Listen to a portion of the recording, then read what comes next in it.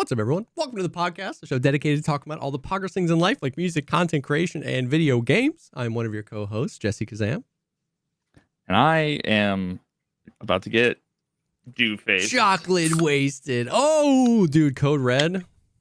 Dude, the wife got the Code Red. She's like, I'm pretty sure you like this, right? I was like, yo, I forgot that existed. I love Code Red. Absolute legend. Code Red and Baja Blast are like the two S-tier Mountain Dew flavors. Are there any others? There's like 30.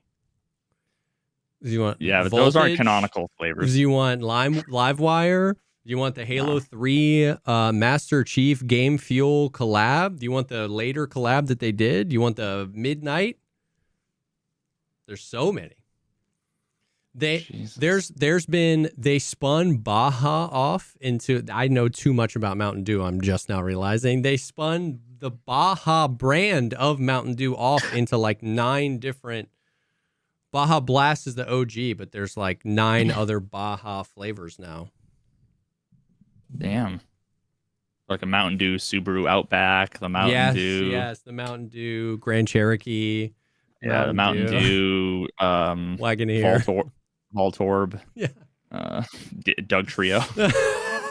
Mountain Dew, Doug Trio. Bro. Yeah. So I love Mountain Dew. Non-canon. Yeah, those are non-canon flavors. Anyways, Code Red, bustin'. How you doing, man? Oh, just dandy. Dandy?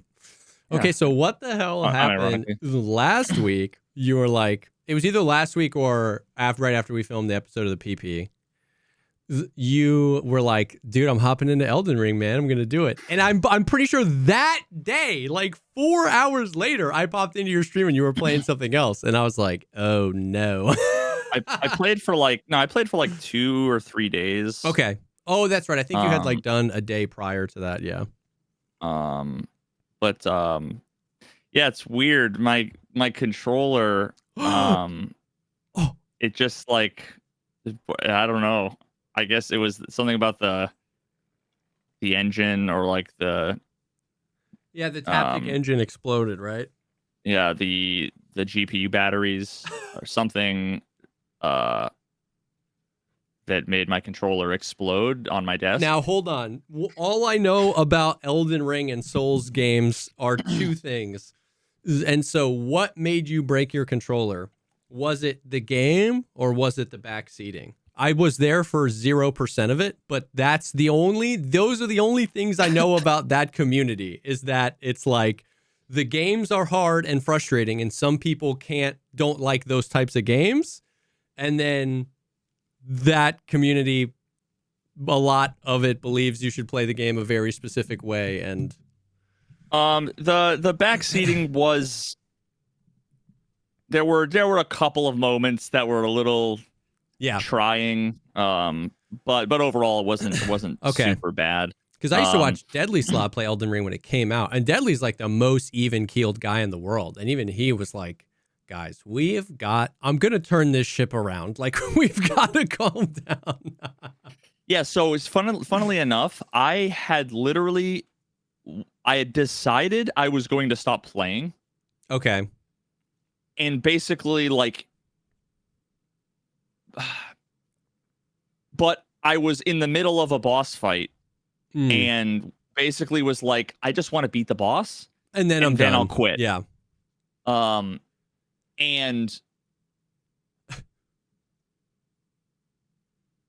it was like one of those things where, honestly, largely the reason why I wanted to stop playing was because, and I know that this is like a contentious thing, I can recognize that the game is like incredible for what it is. Yeah.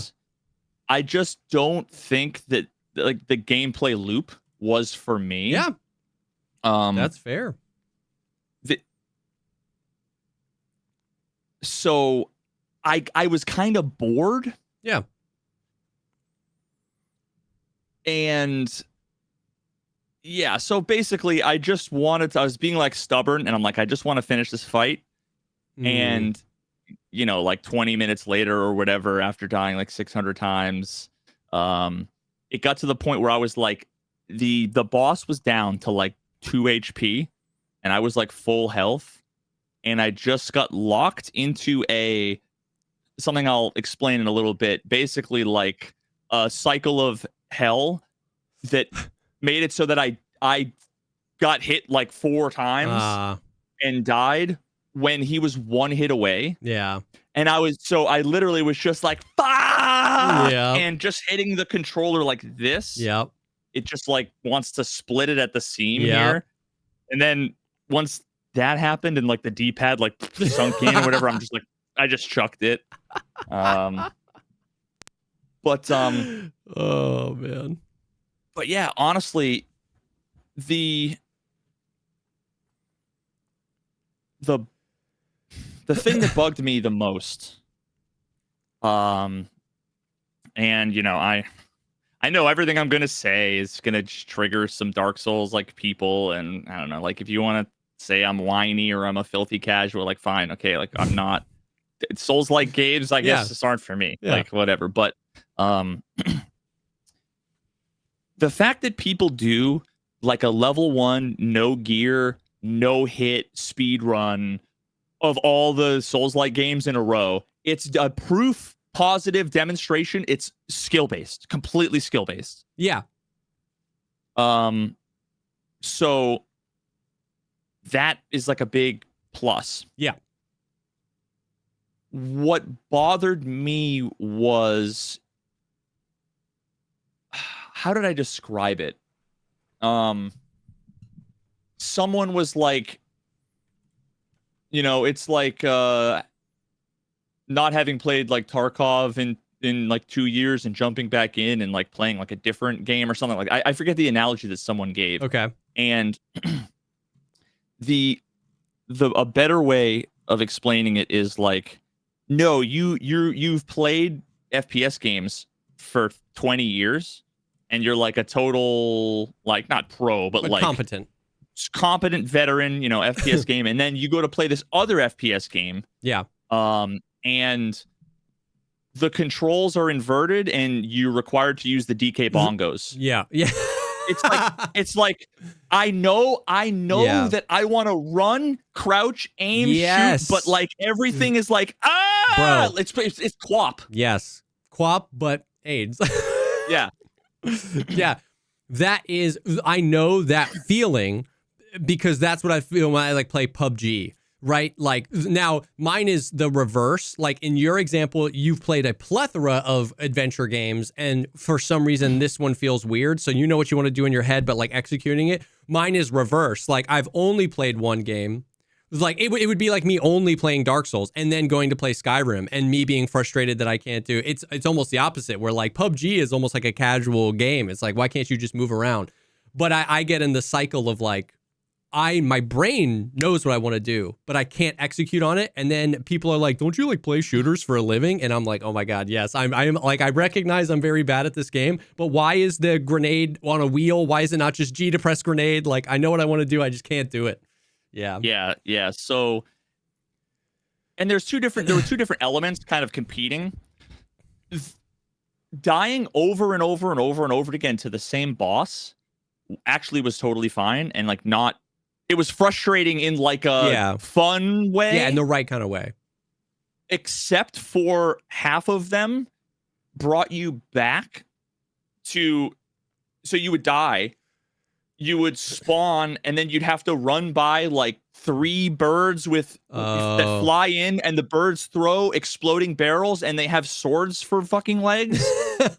And they're like, and it's really awkward to fight them, and you have to fight them and like go down a ladder and run across the thing just to walk up to the boss and to get like 2-shotted. Yeah.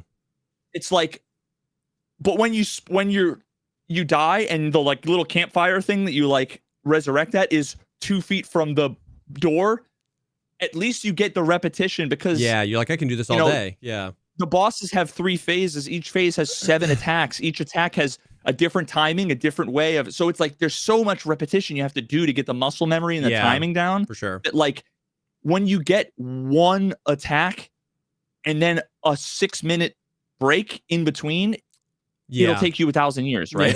Yeah. So there was that element that made some of them frustrating. It wasn't so much the combat, because when it felt good, and I totally got it. Yeah. But the biggest issue I had, the thing that made me so frustrated and is what contributed to like me being so mad at the end, that like hell spiral that I was describing, is absolutely skill issue. But the game cues your inputs. I've heard that. So like when a boss starts to come towards you, I'm like, I want to swing my sword. So I'm like, swing. And it's like, so I'm swinging and I go boom. And I'm 95% of the way through the animation. Yeah. And I see him rearing up to attack. So then I go, dodge. And he stops the thing and goes, swing number 2's coming. And you swing number 2. Yeah. And then you get hit and you get staggered back. And I'm like, dodge, heal, dodge. That would mess me up. And then I swing for number 3. So I'm always, what would happen is I would always be like one attack behind everything. Yeah. Which felt like I imagine like my grandmother playing like Zelda. Yeah. Trying to fight a Skulltula with a sword, like really easy combat. Except I have to tell her over the phone what to do when she has to describe to me. I don't get to see. She's like, he's swinging at me. I'm like, swing, hit A. And she's like, oh, you already hit me. Yeah, it's too late. That's what it felt like. So now there was one time where I was like, I'm going to be very, very like thoughtful. Yeah. I had to completely change the way I thought. Yeah. To where it was like the guy was coming at me and I was like, dodge. Wait a minute. Swing. Yeah. Boom. Wait a minute. And then what ended up happening was I don't think I got hit once in the boss fight. And, it took me like 2 minutes or whatever to kill him. But it was like, dodge out of the way, hit him once, see him coming at me, dodge out of the way. But the problem is that my brain works so much faster than my character acts. Yeah. And because I'm so new, I don't have the muscle memory around like you swing and you go ka-chunk. Yeah. And then that's when it's like, okay, now act, except you still have to go and pick up the sword. Yep. So I'm like, dodge. And at that point, it's too late. The moment has passed. No, exactly. If you're learning how long these animations are before you need to hit, you think it's done, you hit. There's no stopping that freight train of like, hey, I just hit dodge and I didn't dodge. Hit it again. But now you've started the cycle because now you're going to dodge twice. And after the first dodge, you need to attack. So you hit attack, but you have to dodge second and then you attack and then you need to do something else. And it's like, it's game over. I would totally share that frustration because I'm a masher. I'm a button masher, especially in Tarkov, because it's like for a period of time, 80% of your inputs just like didn't register. So it's like space. And then you jump once. So my brain would just like dodge. And then Yeah, but at least with Tarkov, it doesn't, it only queues up one thing at a time. Yeah.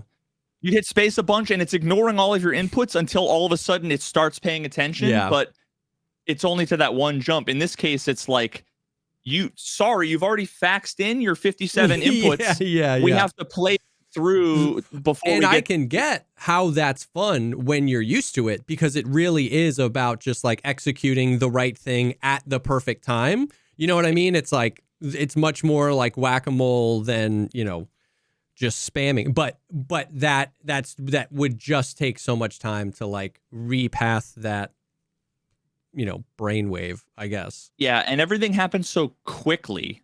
And, Yeah. When you're new, it's almost all unpredictable. Yes. Because, like, bro, so many of the attacks from, especially some of, like, the first major bosses you fight are they're like... So it's like, and you're like, dodge! Oh, fuck! And you're, like, recovering from the dodge while he's like, you idiot.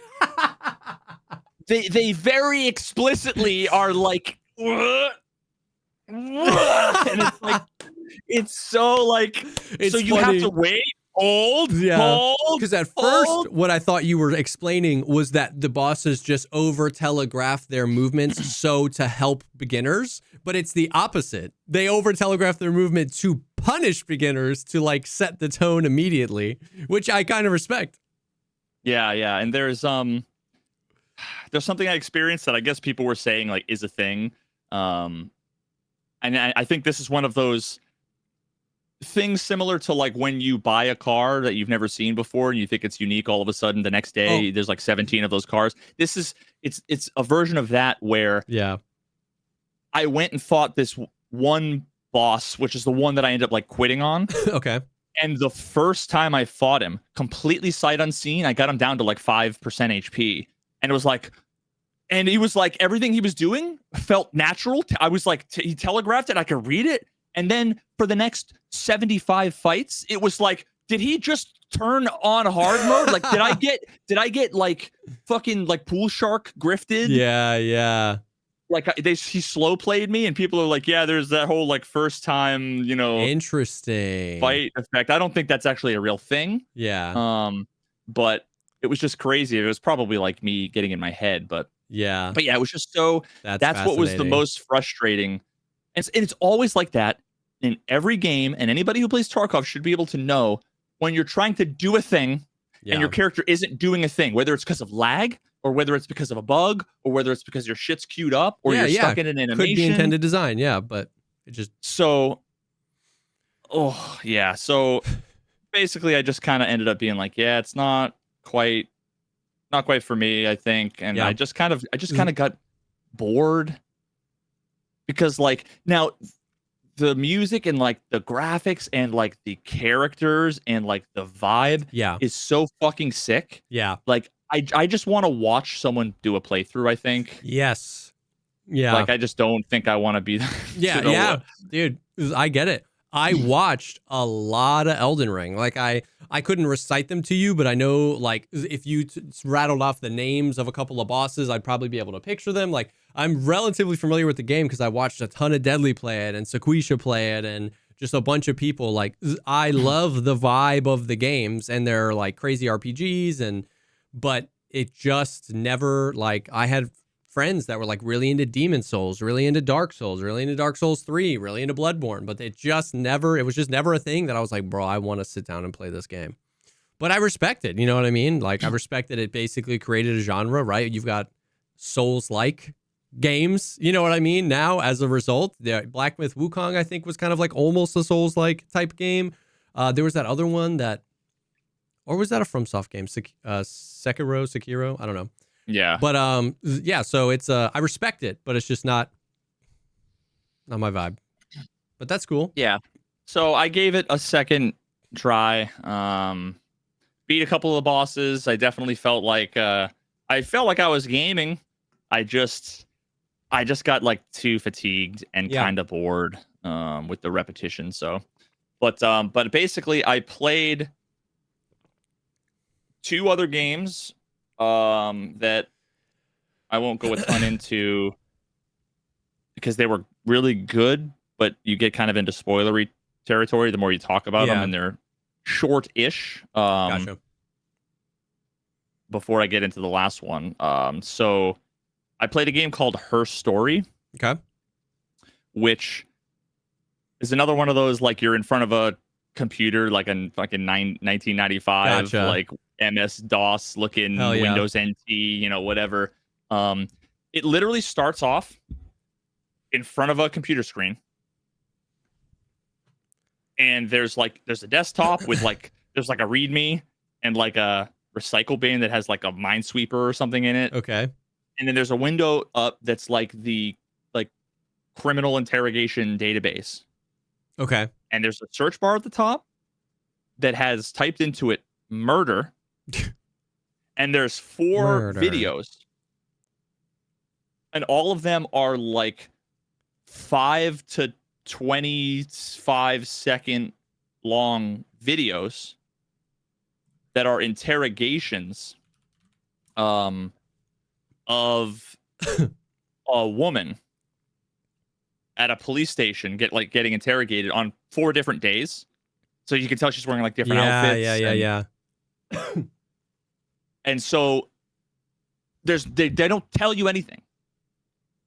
There's nothing. So you just like Just click on the watch video the number one. videos. You watch it, click on the thing, watch it.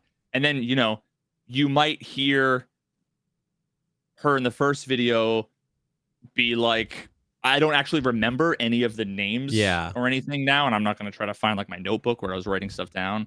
But she might be like, you know, I'm Emma Smith, you know, EMMAS, you know, spell her name. I live on, you know, 1 Main Street, something else, the video cuts. So it's like, you could go and delete murder and type in like Emma Smith, enter, and there's like 3 videos that pop up. Oh, shoot. So what you have is it's basically 7 days of interrogations chopped up into slices, each one of them. What you don't get to hear any of the questions she gets asked. You just it's just her speaking. Response. And everything is transcribed and it's all searchable. Damn. So you watch a little slice, you use that information, so Google stuff per se, and then that gives you a different slice, and you got to figure out how it connects to the other slice. Yeah, and what you're doing is you're hearing chunks, and like it might be the first day, and then it might be like the second half of the last day, and then it might be a middle section, and then all of a sudden she's playing guitar and singing to them, and then all of a sudden she's talking about, you know, some other crazy stuff. Interesting. And it's all basically about this girl's husband was found murdered. Mm-hmm. And you got to try to basically get to the bottom of it. Dang. And I'll let me just say this. In some of the clips, she has a tattoo on her arm. In some of the other clips, she doesn't. Dang. Okay. So that's cool. That's a cool idea for a game. It was really simple, but really cool. The only thing I will say is that the end, they don't tell you what happened. You got to put together the pieces and like make up your mind, but like there's no. It's like you're supposed to interpret based on what you see and hear, what you think happened, and like that is your ending. Yeah. That's so cool. like warning, you won't ever have closure. Yeah. But it was still really fun. It was just really chill, really interesting. Yeah. Was it new or was it just like a recommendation? It was a recommendation. I don't think it's new. But I can see real quick. I might as well just see how many hours I had in it. 5 hours. Oh, okay. So yeah. Yeah, and it was it cost $18. No, $10. It was only $10. Yeah. So that was cool. That's cool. I played another game called Mouthwashing. Okay. Have you seen the trailer for that? The trailer? No. It was a very good game. It was trippy as fuck. Yeah.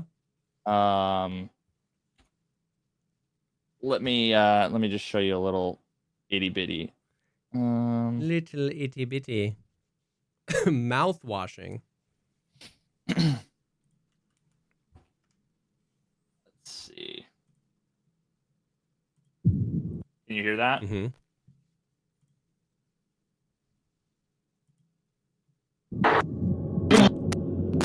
What the frick? Mouthwash! Mouthwash!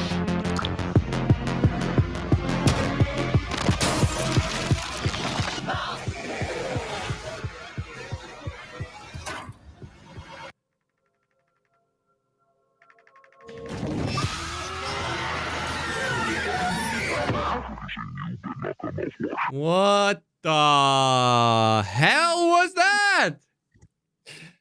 It was. It's like kind of a wild psychological horror. Yeah. Where you're basically playing through a story, finding out what happened on this like spaceship out in space with half a dozen people, and it's told out of order, and effectively the narrator may or may not be the most reliable. Yeah. So it's a really holy. It's a really neat game. So I would recommend it if you like weird shit, if you like psychological horror.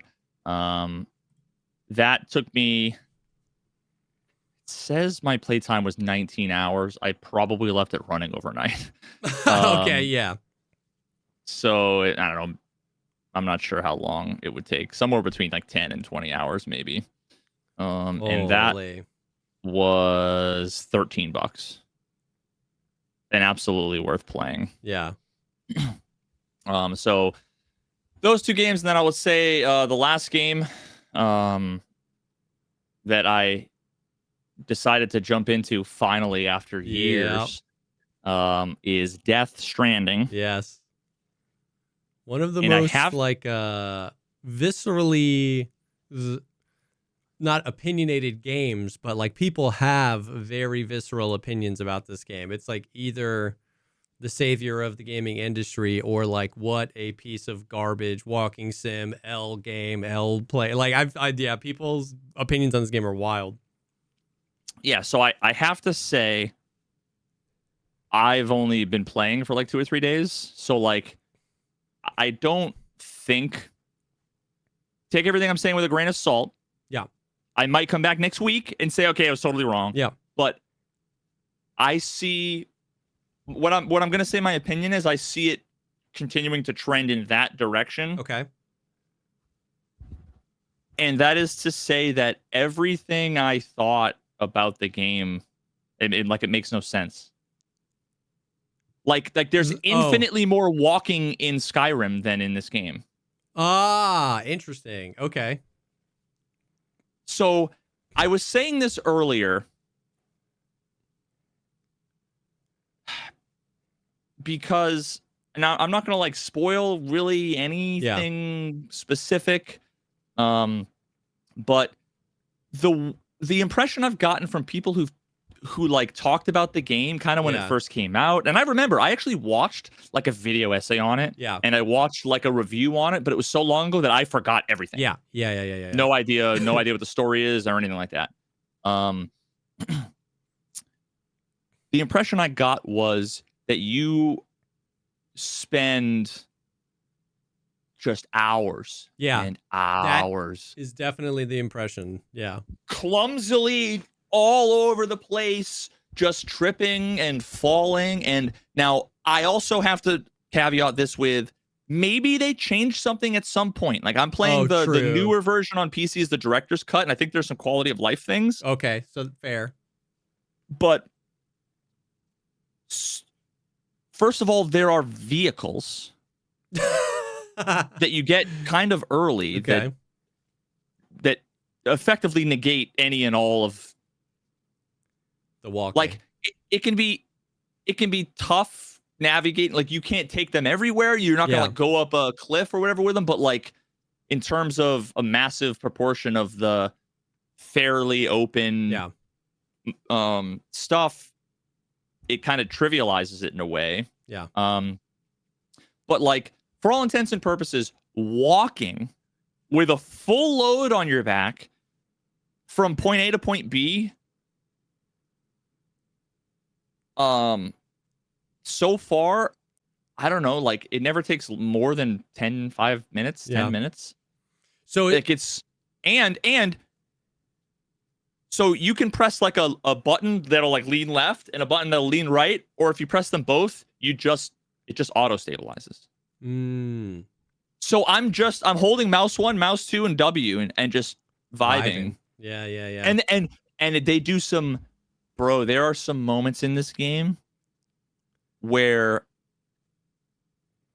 and this is the best moments of the game, where you're just running, and there's like a light drizzle, or whatever, and it looks like fucking Iceland or whatever. It's Yeah, just it's gorgeous. And the camera zooms out while you're running, and everything gets kind of quiet, and it just blasts like this ambient, vibey, like electric music with like harmonized vocals, and like the OST is fucking gorgeous. That's like it reminds me sick. of you know what? I don't think I'm going to be able to come up with any comparisons. It's just beautiful music. Yeah. That is such a vibe, and it's like, oh my god, like, and it just like fits the scenery of the game perfectly. Oh yeah, and the best part is that like it turns everything down, so all you hear him breathing in the footsteps, but it's at like 10%. Yeah. Just like if I were to be doing that, I'd put in my earbuds and I'd be running, and that's what I would hear. I hear quietly, but I would be the music that it would be. Dude, it's like, but it's not. It's really not. It's like one of the least walking. Like, no, Elden Ring. I spent so much more time annoyed, walking around, lost, frustrated playing Elden Ring than I did playing Death Stranding. That's a take. No, I love it. I really like the vibes and the aesthetic of the game, and I liked that the cast was crazy. It's got Norman Reedus, but then also Mads Mikkelsen and Troy Baker. So I watched. This was like because Death Stranding came out like years ago, right? I want to say it's like 6 or 7 years old. Oh, yeah, that's even longer than I thought. It came out in 2019. Damn, almost 6 years old. That's crazy.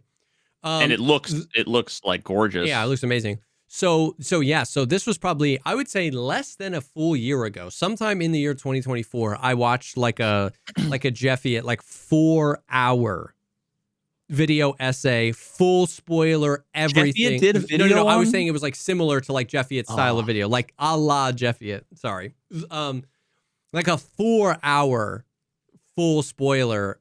And I loved it. Like, I was so glad I did, because I was like, I'm never going to play this game. But I got it. I got the story and the vibes and the themes and his opinions on what stuff meant. And I got to see, like, how the aesthetic changes and everything. So I was like, that was pretty sick. I want, like, a movie. I want, like, a fully Kojima. I think they're working on one. Whoa, that would be so sick. I heard that there was, someone said something earlier. I think I was kind of half reading chat, but there was something along the lines of, like, there's some movie that's maybe either planned or in production or something in this world, in this universe. Like a 10 or 12 hour-long episodes, HBO series, like fully produced by Kojima, that was like done right, would go crazy, because the vibes of this game are so good. Death Stranding on IMDb. Plot is being kept under wraps. Writer Hideo Kojima. Wait, A24? Has it? Holy. That'd be crazy. No way. Holy fuck, that's going to be so good. Yeah. A24 has it? That's wild.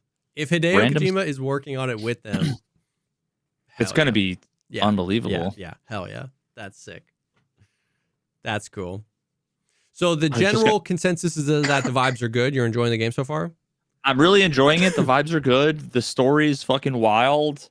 It's one of those things that like everybody comes in and they're like, this game's basically like Amazon fucking delivery simulator. And I'm like, yeah. Just stick around for a few minutes and then you'll see. And then they realize that it's not that. But yeah, I have one major, I'd say two major criticisms. Okay. The first is, and I kind of can't blame them. I don't really know how. There's not like an easy way to get around it. Okay. Without also potentially making it annoying in a different way, but they just info dump the fuck out of you. Oh. All at once. Yeah. with all this terminology, all this phrasing, all this stuff. Then they teach you, like a bunch of mechanics in the field in real time, which is great, except like sometimes you're trying to figure out how to open the menu to do a thing that you don't remember how to do because the tutorial menu Went that away, popped up yeah. was yesterday. And then all the while there's another thing that pops up that's giving you vital information that by the time you finally look at it, you get 2 words into it, it disappears. I don't know how to get it back. Yeah. And then coupled with the UI is like, I want to say, I might be wrong, but I want to say kind of like the Division. Everything is like this modern, flat, there's just text and layers, and there's so much shit everywhere. Yeah. There's just so much shit everywhere, so much shit constantly covering other things. And I want to like plan out my plot on the map. The map is like, you zoom in and then like the things are too big for you to see the details. So then you zoom out so that you can actually do it. But then it's so small that you can't find the little river pathways. So it's like, there's just a lot of really annoying things where everything's a menu and a sub menu and a sub menu. But I'm slowly getting the hang of more and more. That's cool. But yeah, overall, I really am liking it, and it is nothing like I thought. Yeah, expected. I was expecting some fucking getting over it with Bennett Foddy shit. yeah. Basically. And it really isn't. And no, I swear, Yeah. you know how like Skyrim, I don't know if you're like me, but basically like I look on the map on Skyrim and I see there's like a mountain, a massive thing around a mountain, and then the town is on the opposite side of the mountain, and I'm like, I'm just gonna try to go straight over the mountain.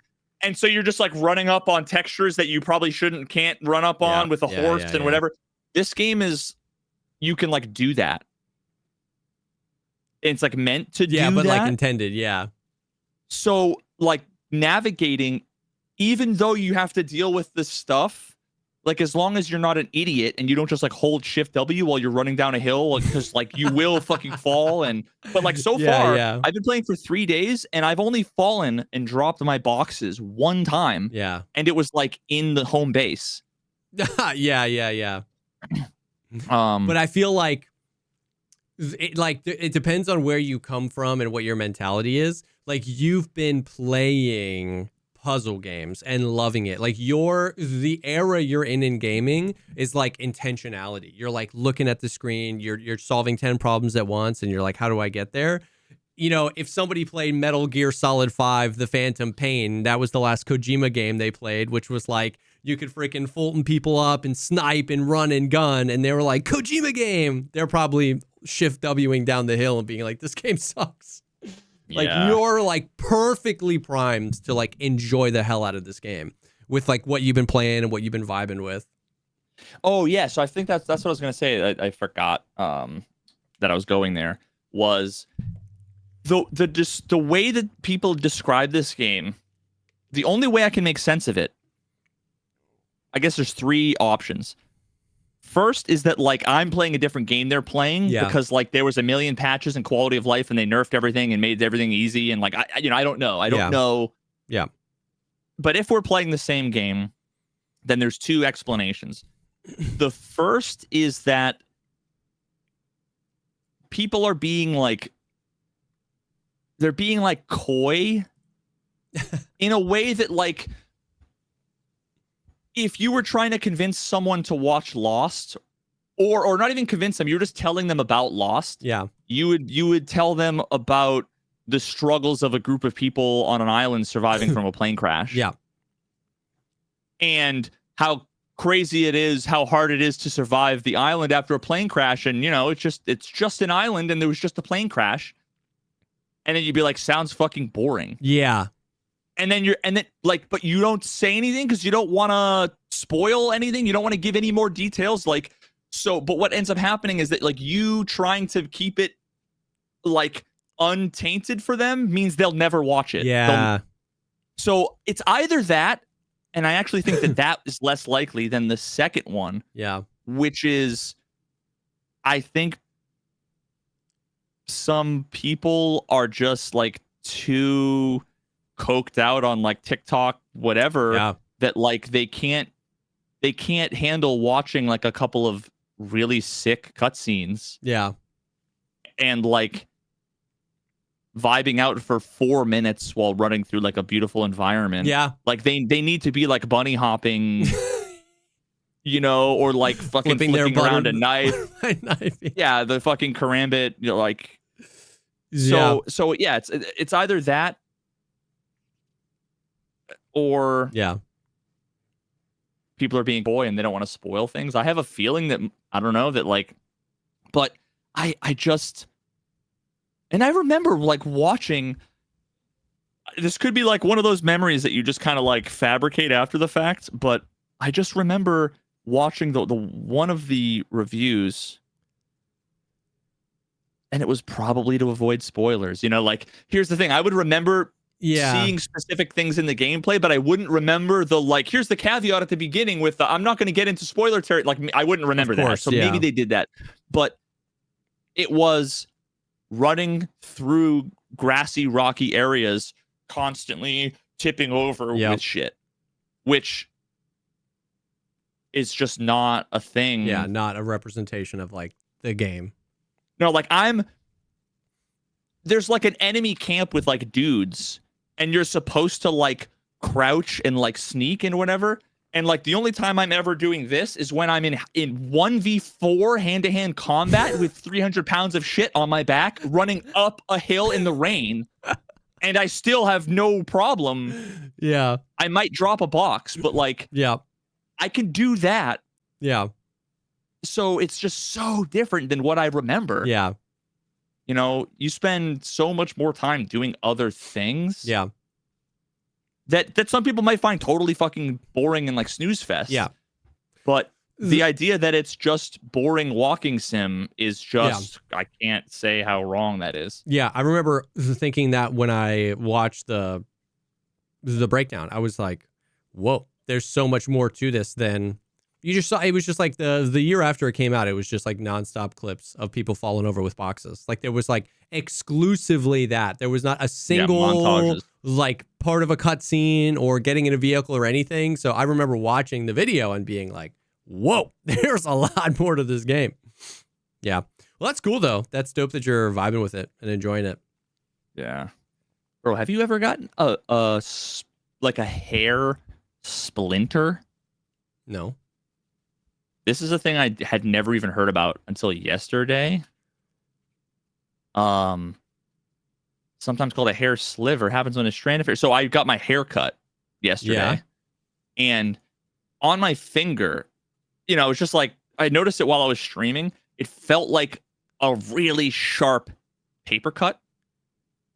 What? That I just like kind of couldn't help, like I don't know, rub. It just kept stinging, and I don't know, it was weird. And then I remember looking at it and seeing, I was like, oh shit, I got a splinter. And then I realized it was like just a short hair embedded in your skin, because I got my hair cut yesterday. Yeah, so what? I don't know how. I don't understand how this happens. Yeah, hair splinters usually involve freshly cut hair, which is often very sharp. As a result, it's easier for recently cut hair to penetrate your skin. The hair is short, coarse, or thick. They tend to affect your fingers and feet. Yeah. That's great. I believe you. I mean, I can't believe it, but like 12 people in chat were like, yeah, I've had that before. I'm just imagining like a hair falling off your head at like terminal velocity and just like hitting your toe, just like doosh, and then embedding in there. That's crazy, bro. Yeah, but it's like literally, it was like touching it was like, it felt like a paper cut, you know, like that little, like but strong sting. Once I pulled it out, it just doesn't feel like anything. It just completely went away. It's like not a paper cut. It was absolutely like a splint. I just used tweezers. It was weird. Whoa. So I know it's like super random, but whoa, that's crazy. Well, yeah, the more you know. The more you know. The more you know. Well, before we move on, I do want to take a quick second and thank the sponsor for this week's episode of the podcast, and that is Chubbies. Springtime is almost here. Oh, it's definitely here in Florida, and I'm loving it. So it's time to shake off those heavy layers and bust out those beautiful thighs, gentlemen. Whether you're on spring break, heading to a barbecue, or playing around at golf, the Chubbies has you covered. And let me tell you, I have been out there smoking, barbecuing outside. It feels great, dude. I'm in my Chubbies shorts. I'm freaking living, laughing, and loving back there, bro. The weather has been so nice. We get like 3 weeks of this in Florida. It's like 40 in the morning. It's a high of like 80, but the humidity hasn't hit yet. So it just feels good, man. I'm excited for short weather. Chubby shorts have you covered. The ultimate stretch, the ultimate comfort. You can choose what inseam size. You got the 4-inch, the 5.5, the 7-inch inseams. I've been, dude, skies out, thighs out recently, man. I've been picking those 5.5-inch inseams, working on the little leg tan there, and feeling good.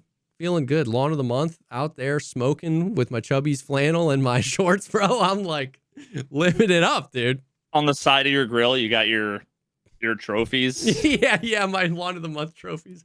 Yeah. Bro, I'm okay. Unfortunately, it's not, spring hasn't exactly sprung here. Like, this morning it was 40 degrees when I went out to go get coffee. So I'm still rocking the flannel, which is, dude, I can't describe to you how goated this flannel is. Yeah. Unironically, the greatest flannel that I think exists. Yeah. Like, it is, not only is it like, it's thick and like light, comfortable and light. Yeah. It's thick and durable and light and comfortable and soft. Yep. And stretchy. It's so bizarre. Yep. How it has all the things. And the same can be said pretty much for the shorts, for the pants, for everything. Yep. Yeah, I love all of it. It's just extremely comfortable. Their original stretch shorts and their swim trunks are really what put them on the map back in the day. Their swim trunks, you can get a bajillion different styles and prints and colors and all sorts of stuff, which is awesome when you're going to the beach or when you're going to the pool party. The shorts are like legitimately my favorite item from them. I just like rocking the shorts. They got good pockets. They're stretchy. They have belt loops if you want to put the belt on. I like the lower inseams. They have a whole line of performance polos. Once again, like you said, they got pants, they got hoodies, they got flannels, they got everything, and it's all just like insanely comfortable, insanely durable, insanely stretchy, but not like stretch where you like ruined it when you stretched it. Like really, like it just always comes back to where you want it. They're super comfortable. So whether you're getting dressed for their work day, a workout, or a weekend getaway, Chubbies has you covered. For a limited time, Chubbies is giving our viewers 20% off your order with code THEPOGCAST at chubbiesshorts.com. That is code THEPODCAST, THEPOGCAST, at chubbiesshorts.com. Support our show and tell them we sent you. Don't blend in with the crowd. Stand out with Chubbies. Thank you to Chubbies for sponsoring this episode. Out here in Tarky land, it's been quite. I heard nothing's going on. Yeah, it's been quite the 24 hours. Quite the like 24, 36 hours. Dude, we were just doing our thing. It's so funny. On Wednesday, I was like, I don't know why I had this idea. I thought it would be funny, but I was like, I was gonna make a video. I still might. I've been playing a lot more solo recently, which like around in wipe time, I like play exclusively with squads. I've been playing a lot more solo Tarkov, and it's horrendous. No, no, I'm just kidding. It's super fun to like. It's way easier to like vibe with chat and like stream solo, but oof. Anyways, but to survive and play, yeah. I don't know why I got this idea, but I was like, I'm gonna do for 7 hours. I'm just gonna do solo labs raids. I don't know why I got that idea, but it was pretty fun. I lost almost 20 million rubles in that time period. But it was crazy because the lows are low, but the highs are high. Like when you wipe a lab's lobby. Like there is still nothing like that in Tarkov, and you're just like Well, it's like winning the lottery but yourself or winning the lottery with like 17 other people. It's kind of like yeah, exactly. So I think that's kind of the charm of Labs, is that it almost feels like a Tarkov battle royale. Labs is a map where it feels like one person's getting out of here, or one squad. You know what I mean? Like sometimes somebody will leave early if they like get their sample stim out of Black Room. You know what I mean? But most of the time, it's like one of us is getting out of here. So I think that's why, like you said, it feels more like I'm the only one that won, and that feels really good. But that means you win so much less often. You know what I mean? Yeah. And I'm going up against 24/7 Labs players where I just can't hang. Like I had a few moments where chat was like, "Bro, is Desmond remoting into your PC?" But I don't know. But anyways, we did that Wednesday, and then Wednesday night, we got a tweet that was like, "Hey, patch tomorrow. It's gonna be 4 hours of downtime, 5 hours of downtime. It's gonna come back at 8." And I was like, "Cool." And to be honest with you, they've done quite a few patches since the wipe. Like they've been doing these type of like small technical patches, like I would say maybe like 6, 7, 8 times since the wipe. Like so, I literally thought nothing of it. Then I got up in the morning. I got up at like 7:30, and the game was supposed to come back up at 8 a.m. And at about 7:30, they tweeted, "Hey, we're going to extend the downtime. We'll keep you posted." So I was like, perfect. I'll shower, I'll fire up the stream, and I'll just like vibe with chat a little bit until the game comes back. Well, the game, it was 5 additional hours of downtime. Like I went live, it was 30 minutes after the patch was supposed to be up, and just like was shooting the shit with chat for like almost 5 more hours. It was crazy, dude. It was 10 hours of downtime. And it's so funny because like those are my favorite streams. This is just like a little diatribe, but those like an excuse to be a just chatting stream, but in the Tarkov category when no one can play Tarkov. It's like I've like 1,000 viewers and I'm just like, we're just talking about aliens or like the end of the world or like watching hilarious videos. It's like, that's my dream. Like, I just want to be a just chatting streamer, bro. It's so fun. Everybody else is like going and playing arena or playing other games. And I'm like, dude, what do you mean? This is the best, bro. That just goes to show you that people don't know what they want. Yeah. It's the age old thing where it's like, people don't know what they want. If you were to be in just chatting, the people were to look and say, I want to watch Tarkov. Mm-hmm. And they wouldn't click because they're not interested in Jesse just chatting, right? Except when you're in Tarkov and there's no other thing, they're like super entertained, they're super chatty, we were having a blast, engaged. Bro. We were having a blast. I was like, I need to pay someone to like DDoS BSG during one of my streams every week so I can do just chatting. That's a joke, by the way, please. Anyway, so that was fun. And what was weird is that we got the patch notes and the patch was very small. Now, don't take that the wrong way. Small, but mighty. The patches recently have been like a few patch notes and they're all bangers, which is great. Like the amount of W's that came out of this patch, we would normally need like 10x the amount of patch notes to get this many like good things. So we can like really quickly go over it. Rebalance the wind and rain volume. Reduce the volume of first and third person looting sounds. Praise. Increase the volume radius of player movement. That one's a little icy dicey because reduce the reverb effect of locations. Equalize the volume of sounds with and without active headsets, and equalize the volume for all active headsets. So this was them basically directly addressing the fact that you and me have talked about this a lot, where like it's everything independent sounds good in terms of like sound design, but we've always felt like the mix of it was weird. Where like your own footsteps, your own looting, your own coughing is so loud, disproportionate. The ambient noise, the wind is often really loud. So sometimes even if the audio does play of like a guy running in the distance, it's just really hard to like pick out of the mix and be like, oh, there's a guy that way. And we've been saying Yeah. that for years. So all these changes are directed towards that. Now, increasing the volume radius of player movement, they've slid this back and forth over the years, and it definitely gets weird where like if it's too little, you can't hear somebody rounding a corner. That's a very frustrating experience. If it's too far, like back in the day when the Contact 6s allowed you to hear 100 meters away, that's not fun either because everybody just turtles up as soon as you hear someone. So I kind of wish they had changed all those other things and left the distance alone, and seeing if just remixing things made you actually able to hear the person at the distance they had it. Because you can definitely hear pretty far away, but looting is way quieter. Like I noticed that almost immediately, which feels a lot better. So a couple of good audio quality of life things.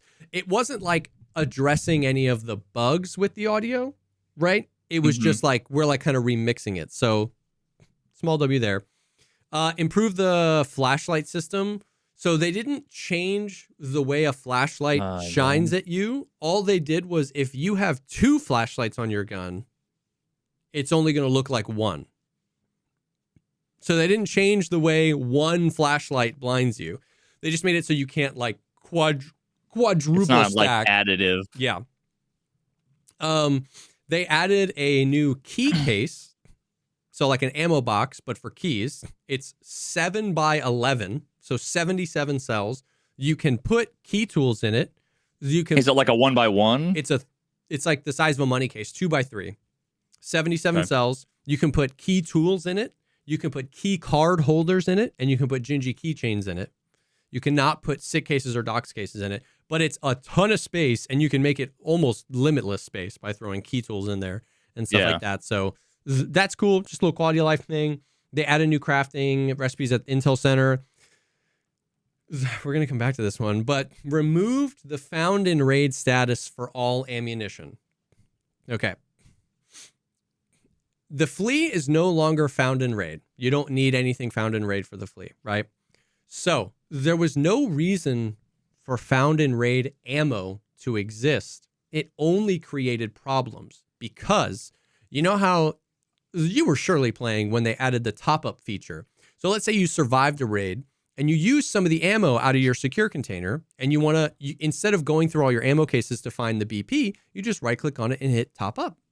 Well, because you went in raid with that ammo, it's no longer found in raid. If all the ammo you have in your ammo boxes is found in raid, it won't let you top it up because it doesn't want found in raid and non-found in raid to stack. So you can't top it up, but you have ammo. So now you have to go like find it. You know what I mean? Or if you're trying to like stack ammo in an ammo case, it won't add found in raid and not found in raid ammo. So it's like, it was just annoying. The only thing it was there for is once every 3 weeks, you'd get a daily from Proper to turn in 60 Igolnik rounds, and they had to be found in raid. But it just created problems out of that. So they fixed it. They removed found in raid status for all ammo. We'll come back to that. The last patch note is regular scavs will now say a voice line before attacking an enemy at close range, which is a very video game thing. Like an AI will calm first, and then he'll shoot. So I like that change a lot. I don't know why I always thought like that. The meme has always been Strajili, you're dead. They do that a lot, but not always. And so now they'll always do it, which is nice. And then a bunch of fixes. So patch notes, small but mighty, couple of quality of life changes. We were all like, well, how is this taking 10 hours? We don't know. The patch came up and what we found out very quickly was every stack of ammo that you had that was found in raid turned non-found in raid, but was reduced to 1 round. Every stack. So ammo equals ammo divided by 60. Yeah. And it was crazy because back in the day, you could buy M995 off of Peacekeeper level like 3 for like $2. You could buy M61. You could buy. Nowadays, you can't buy any of that stuff, dude. You have to. So people craft it. You have to grind a bunch of quests to get the recipe to craft it. So people are sitting on thousands of rounds of A55A1, thousands of rounds of BP, M61. All the best ammo in the game was affected because the only way to get it is either find it in raid and extract with it, so it's found in raid, or craft it. bro, thousands and thousands of rounds are just dead, gone. And we were laughing hysterically, bro. We were like, and then it was causing all sorts of movement errors. Anytime you tried to move or use any of those stacks of ammos, it was just causing movement error after movement error. It was a cluster. And me and Airwing were like, say goodbye to your ammo. Like, this is never coming back, because people were raiding, right? So like the database was getting updated and we were like, it's gone, chat. They're going to fix the moving errors, but it's gone. But crazily enough, they pushed a server side update. No, you didn't have to restart your game. There was no rollback and all the ammo came back. There's no way there wasn't an asterisk, but there was some other trade-off that they had to, like, that they did in order to like make it easy for them to do quickly. There has to be something. Yeah. I don't know. They just, it all came back. What Airwing mentioned was like, maybe it wasn't like the database showed all 60 stacks, but it was like the clients were showing one. And that was why it was like a movement error, because people were trying to like stack like 1 + 1 = 2. So people were trying to stack it up, but 60 + 60 is 120 and you can't have a stack of 120. So it was like, so he was thinking that like the database was actually fine, and which was why they were able to like fix the bug, and it was a client or something. I have no idea how any of that bullcrap works. All I know is that I could not believe that it all came back, but it all came back. Briefly, what was spreading through the community were people saying to fix the movement bug, the movement error, delete the ammo, which you would be deleting the 60 stack, because like it was 1, but if you deleted it, you weren't going to get your 60 back when they fixed it. So like we were trying to be like, no, don't delete anything. Just restart your game or like do a scav raid and it'll come back. But yeah, that was like roller coaster of emotions. We waited 5 extra hours for the patch. The found and raid ammo bug hit immediately. But they fixed it in an hour. Was there fix to make every stack 60, or was it like, were there still stacks that had like 34 rounds? Yes, I had stacks. Like I opened an ammo case and saw a 5.5A1 that was 1, and I was like, damn, I had some crafted stuff in here. And then after it, I opened that one and I had like 37 in that stack. So they were able to just restore it to what it was. I don't know how. Oh, but what about the non-found in raid, like a half stack? Oh, none of those were affected by either part of the bug. Okay, you had to have. Did you have to restart your client? Like, this seems like a client-side bug. Maybe, I don't remember. I didn't have to update a patch, but I might have restarted my game. There was no additional patch, but I probably had to restart my game or something like that.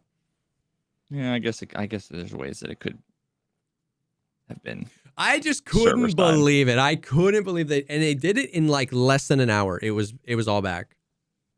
Yeah, and like historically, those are the things where they just go, it's a beta. Yes. Shit happens. Sorry, guys. Yes, that's what I'm saying. We were like immediately like, hey, temper your expectations. You're not getting this ammo back.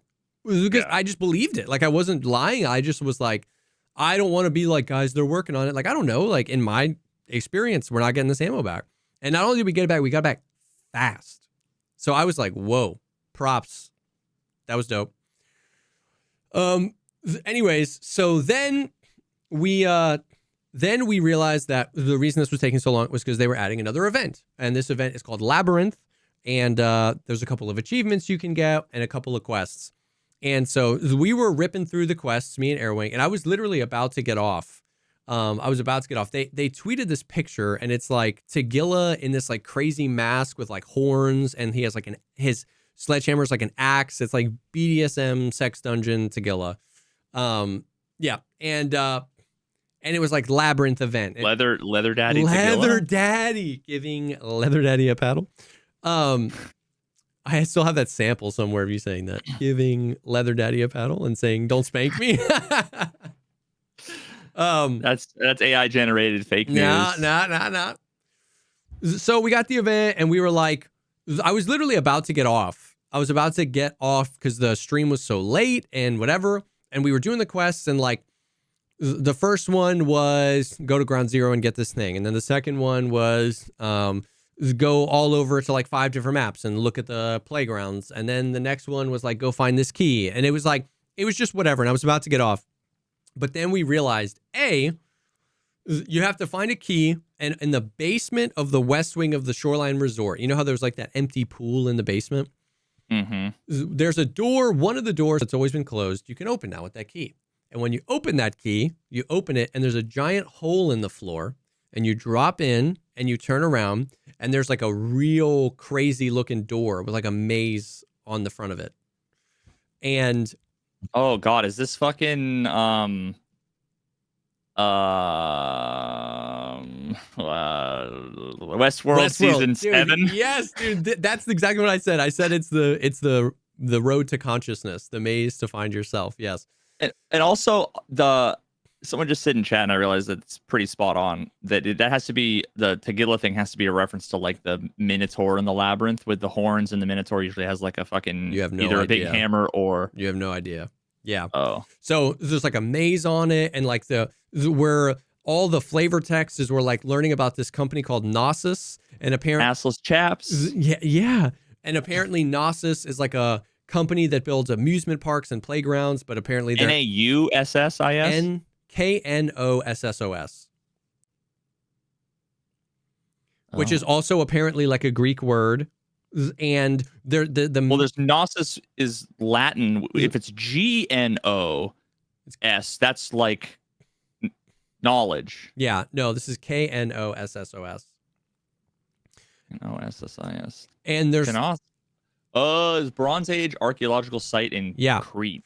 And yes, so there's a lot of Greek stuff, and like the maze that they use on the door is like you can find like old Greek coins that have like mazes that look like that, and it has like Greek letters above the maze on the door.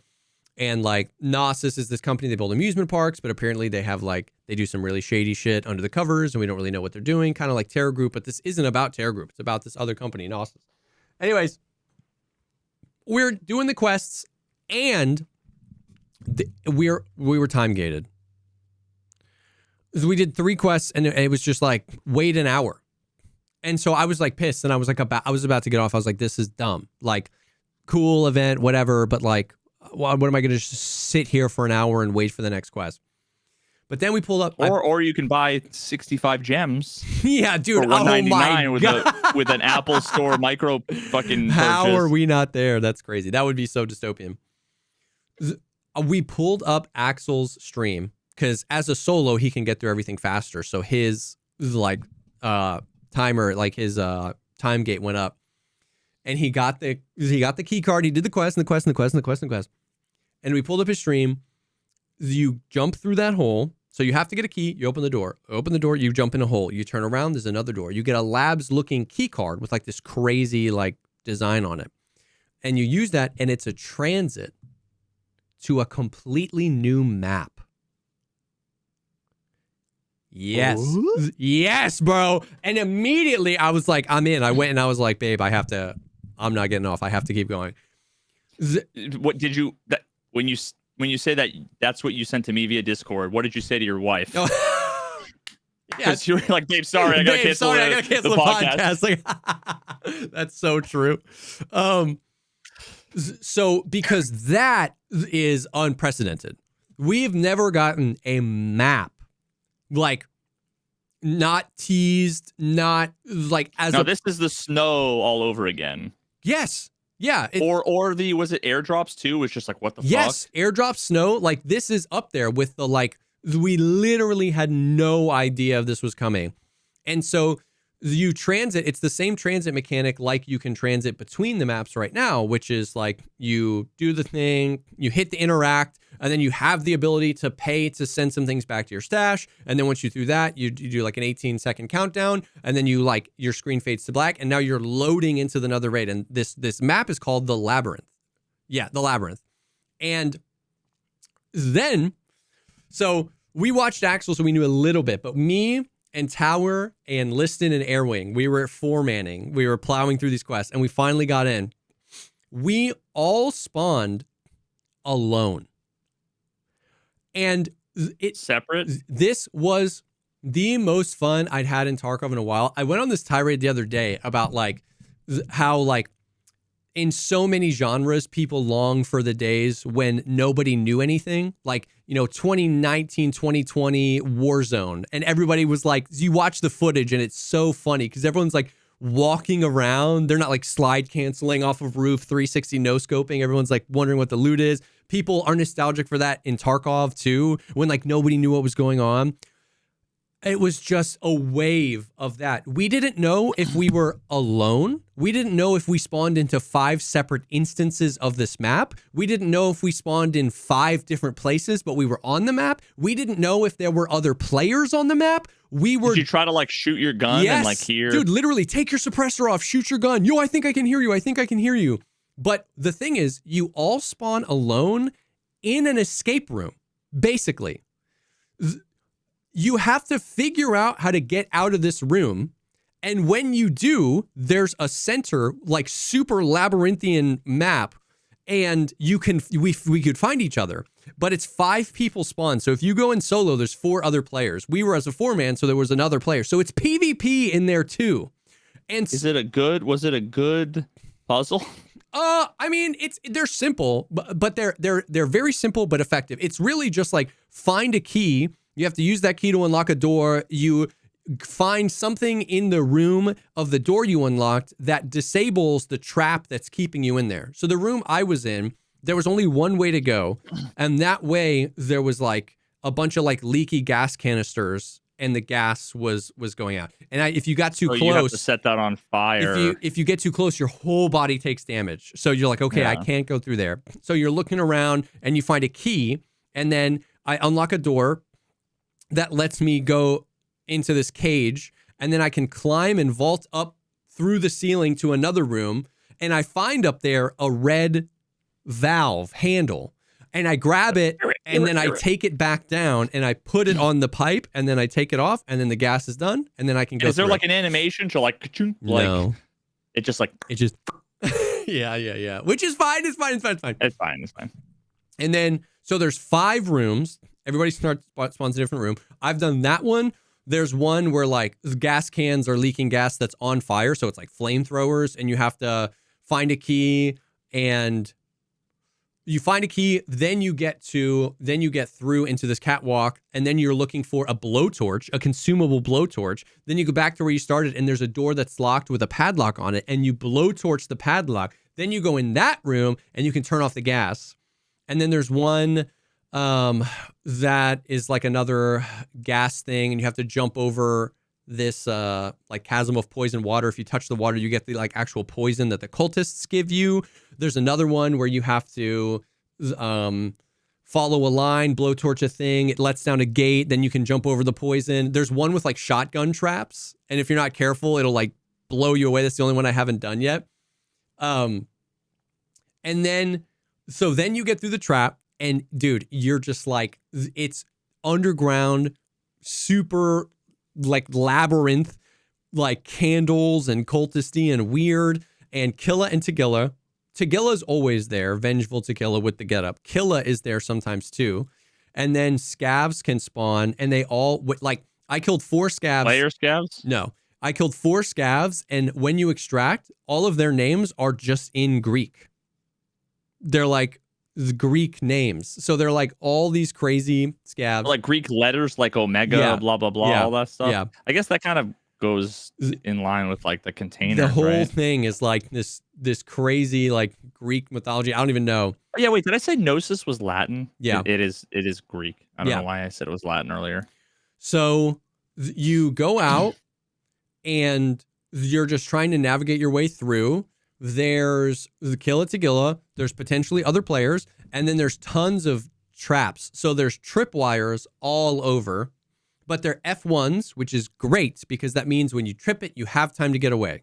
You know what I mean? So like, and then there's barbed wire all over, this like crazy looking barbed wire. And if you touch it, you get poisoned. You get cultist poisoned. So we just realized early to bring in either Perfotorans or XG12s. You can buy them off the flea market, and they fix it. So we're just like bring 3 of those, and that way. And then there's the scavs that can spawn in with the Greek names, and then there's other players. And bro, the loot is insane.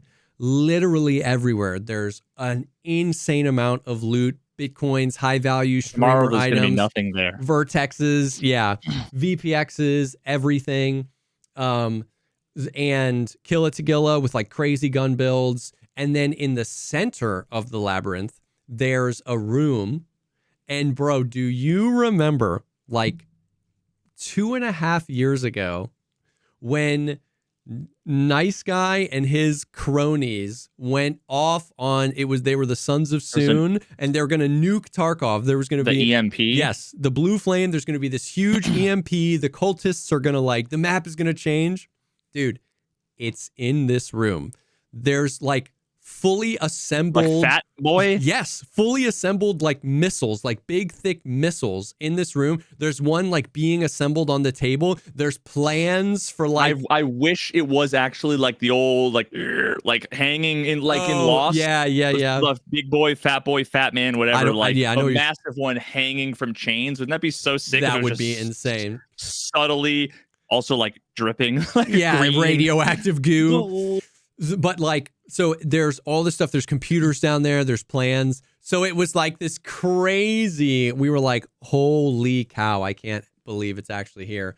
Oh yeah, you don't get to launch it. Like 4 minutes into the raid, like the labyrinth raid, this insane sounding alarm goes off. It's this like crazy, like visceral, like one of those kinds of alarms. No, it's like dude, it's like some mixture of like an alarm and like a monster yelling, and it's like, and it's just so loud. And there's like terminals all over where you can go and turn it off. It's like the Lost Hatch alarm. Yeah, it's crazy sounding. So, dude, it's just been the most like, I don't know, man, like novel, unique, fun thing they've done in Tarkov. This is an event, so when it's over, is the map not going to be accessible? We have no idea. We are assuming that would be absurd. That would be absurd. We're assuming that there is a point at which you will not be able to get the achievements anymore. Like the event is getting the achievements, and at that point, they will probably nerf the loot down there and like change the reason to go down there. Like Vengeful Tagilla will probably not be down there every single time, right? Like right now, you could farm loot, you could farm Killa and Tagilla loot, like you could like absolutely giga farm stuff. But so they'll probably keep it and have a quest to go down there, but it won't be like what it is now, because they would literally be insane for them to put that much detail into a map and then have the map up for 2 weeks and then take it down. You know what I mean? But dude, it turned into the coolest like experience I've had in Tarkov in a really long time. It's terrifying down there, bro. And I probably just got really lucky with a few of my raids where it was like the combat down there has been what you dream Tarkov combat would be.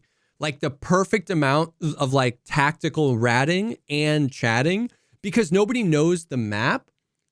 So, but like I said, I probably got lucky. Like I'm sure that people are going down there and just like ratting hard, like prone in a corner and then waiting for people to come by. But like all of my PvP fights down there have been like, everybody would like move and then like hold and like I would like slow crouch and like super tactically take an angle, and then someone would hit a tripwire and then we'd all rotate again and I would burst shots and he'd hurt me, and it was like every time I'd get into a PvP fight down there, it would be like 5 minutes of me fighting the same guy, and then I would. And was that the layout of the map that enabled that, or it was it the sound? Or it was probably the sound is excellent down there. That's something a lot of people have noticed. Like, excellent. Is it open? It's pretty. I mean, it's like a maze. There's like an open center, but there's like just an insane amount of like corners, and like this room connects. But the question is that like, is there a ceiling on top of the wall? Yes. Because you know how like a maze, you can look down from above and. No, correct. You're underground, so there's a ceiling. Yeah, and it's only one level. There's no up or down to go. It's just so the ceiling touches the top of the walls. Mm-hmm. Yep. Interesting. So they probably just don't have occlusion zones. Yeah, probably. In which case, the directional audio is not Phenomenal. Well, yeah, I guess I don't remember Yeah. what it was like with. So because they still have Oculus, right? yes.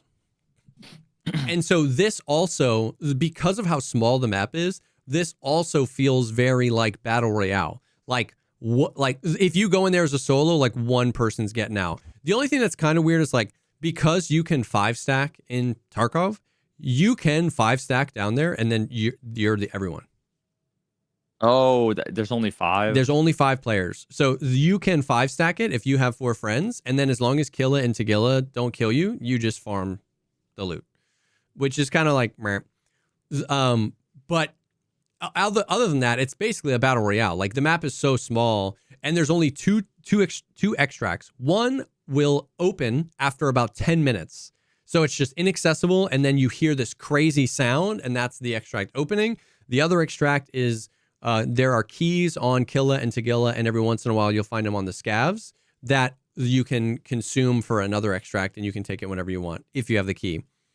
How big is the map, like relative to other maps? It's so hard to tell. It's probably like OG factory size, but no. Oh, so smaller than current factory. Yeah, no height and just like an insane amount of like walls, especially since the real playable space is like shrunk in because like there's almost like spikes out of the map where all the escape rooms are. And then once you funnel in, this is really the only playable. You're not going to go back through those rooms. Are the exfils like on the perimeter as well? No, they're like one is right in the middle. The one that opens is right in the middle. And then the one that you need a key for is kind of on the perimeter. Gotcha. And dude, and there's the vibe is just so to answer your question, it was a combination of the fact that the audio was good. So you could hear where people were. Nobody really knows the map, but everybody wants to fight. And so that combination, at least in my PvP encounters, led to people like willing to move and push if they felt like they heard you or had an advantage, but then they'd slow down and play really tactically if they didn't know where you were because they don't want to have to go into another shoreline raid and then transfer here. So there was like this perfect amount of risk reward that the fights were just like so many times today my chat was like, that was a Tarkov fight. I did my very first raid of the day. I killed 2 players. The 2 players that I went in solo. I killed 2 players. Those 2 players had killed the other 2 players and Tagilla, and I left with 102 kilograms of loot. I was like, bro, honestly, it just sounds like OG Factory where there's only when it's small and there's like only 5 people, then as long as you don't have like one massive group. Well, all right, I actually have a small. Wait a minute. So every time you go, there's an escape room. Mm-hmm. But there's only 5, so once you can learn them. What's like the fastest you could do it? I mean, if you run it a lot and you get one, and the key only has 4 spawns, and you get lucky with like the first one you check it's there's a few that you could theoretically be like running towards Tagilla in like 45 seconds. If you have done it, if you've gotten this maze before, and if you get lucky with the RNG and you find the key immediately, like in the first place you check, like you could check it, unlock this, run up, grab the valve, drop down, attach it, turn it off, and then be running towards Tagilla. So it sounds like what you're dealing with is OG Factory with like the initial player counts, except less AIDS spawns and better spawn convergent timing, because like some people are going to be a little bit slower. It might be 2 minutes. Before it was 8 seconds. Less than 8 seconds, and you're fighting like a 2v2. So that almost like makes it so that having a small space where you can like pretty much hear all the things that are going on around you, the ability to move kind of all over the place. That's got to be why it feels so good. It feels good. Now, once again, depending on how long this event, I can see a universe where that feeling goes away, where people learn the map really well and they learn the things, and then like I can totally see in like 2 days where the guy in the puzzle next to me gets out and just runs to the door where I'm going to come out. And I solve the puzzle 10 seconds later than him. And as soon as my door opens, I die. Right? Like I can totally see. Oh, yeah. The more people playing it, there's like a super broken spot where you can like prone and rat and kill everybody. Like, who knows? But for this brief moment where people are figuring it out, like I've done it like 5 or 6 times and I still haven't done one of the escape rooms. So I'm still like, I don't know where all the spawns are. It still takes me a minute or two to get there. Most of the times I get there as a solo, Killa and Tagilla are already dead because somebody got there first and I'm fighting other players. For this brief moment, it's beautiful. Like I want to give the most props to BSG. It's a whole new map. It's a whole new experience. It's a whole new type of event. It's so fun. It was so intentionally designed. They kept it a secret. Like, for this brief moment. Next week, I could be like, this is AIDS. I can't believe they designed it this way. But like, it was just so funny because we were just talking about on stream that feeling, the feeling of like knowing everybody's figuring it out together. And that means that the sweat can only be so sweaty because, you know what I mean? Nobody really knows what's happening. And it's a beautiful thing. Like it's been so fun. And then as a result, shoreline raids are insane because like you have people looking for the key, you have people trying to get down there. So like the resort is just like out of control, which is mad fun. And yeah. And then the last funny thing was that this morning they did another patch, a super small one that was just like fixing some of the bugs from the patch. It was like let me see. Zip, dip, dip, dip. They were like, hey, couple of things. The key case that they added, you couldn't put it in thick items cases, but they were like, we fixed that. You can put it in thick item cases now. The first task in this new quest chain, you had to be level 21 to get. So if you were sub level 15, you just could not participate in this event. They removed that. Less than 24 hours, they removed that. A couple of the time gates, they reduced by half. Or more. One task, it was a 5-hour time gate and they reduced it to 90 minutes. And then they like fixed some visual bugs. So that was like, oh, cool. Like them responding, not just fixing the bugs from the patch, but responding to feedback from the patch in less than 24 hours. Now, that was this morning. This morning's flavor of bug was I had like 4,000 people in my chat where they were like, wait. Every single item in my stash got turned from found in raid to not found in raid. Every single item in my stash is no longer found in raid. And I was like, what? And then I had people being like, I was literally about to prestige. I had all my Kappa items. They're all not found in raid anymore. And I was like, oh no. Wait, that's what I was...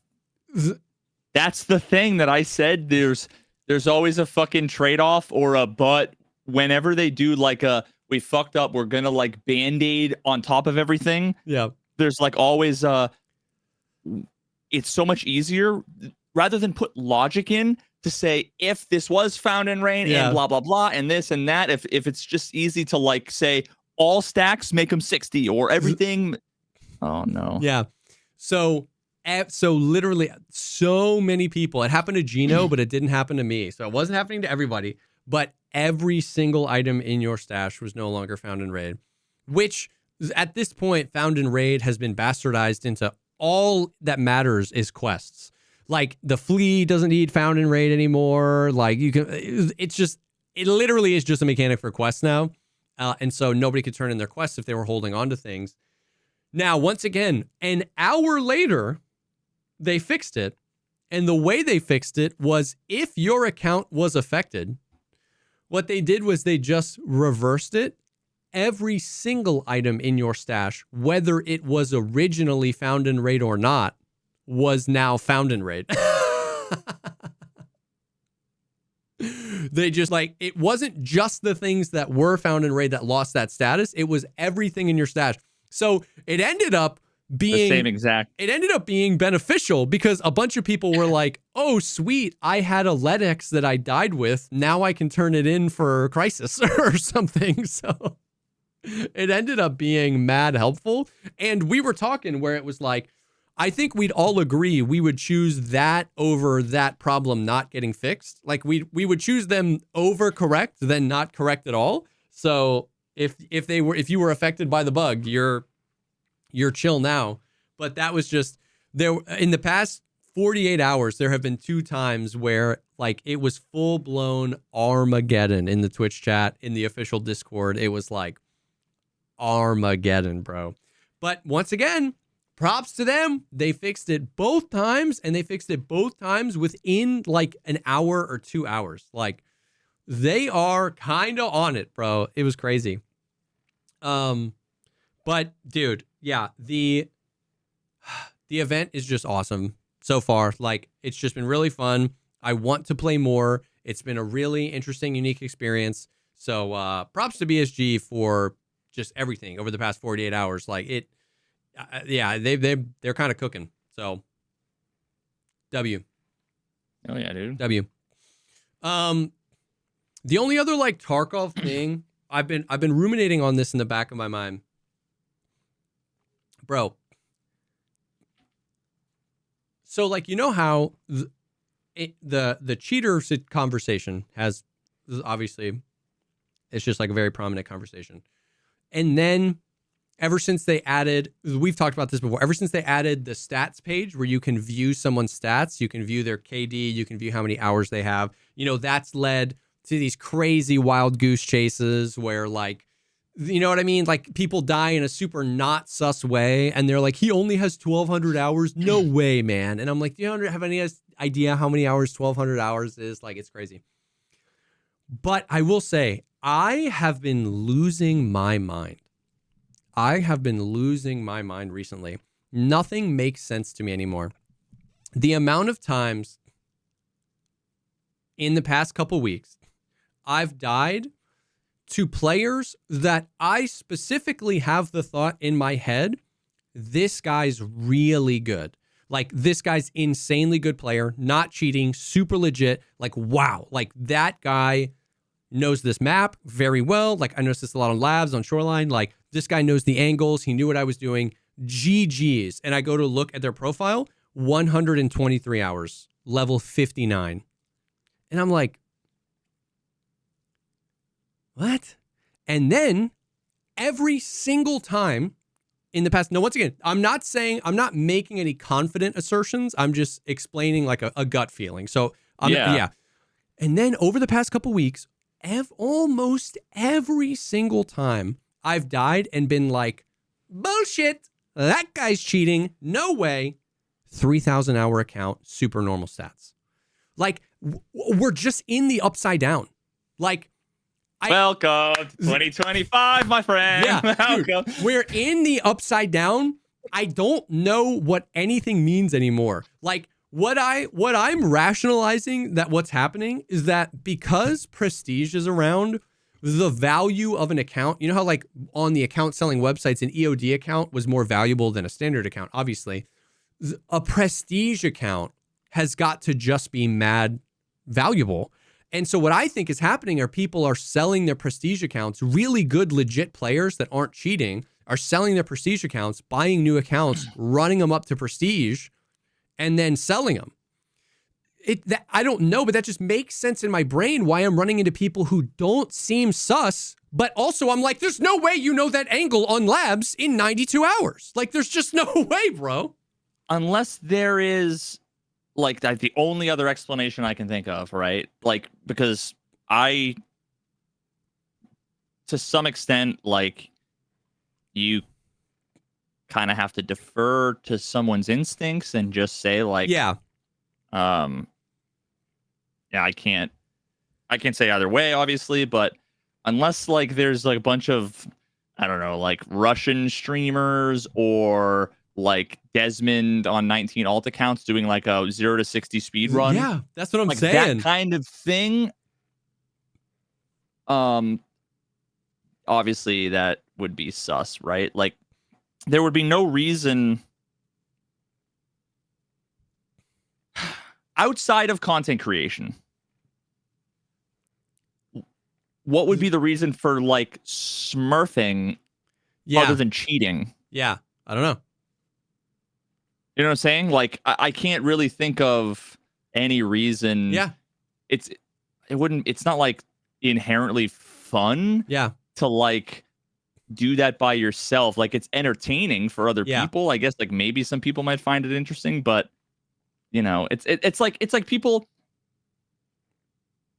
I never thought about this. I wonder how many people speed run a game with like a timer and splits for fun without being a streamer or a YouTuber who just do that. I'm sure it's non-zero, of course, but like it's probably single digits. Yeah, but like, it's probably not a large percentage. Yeah.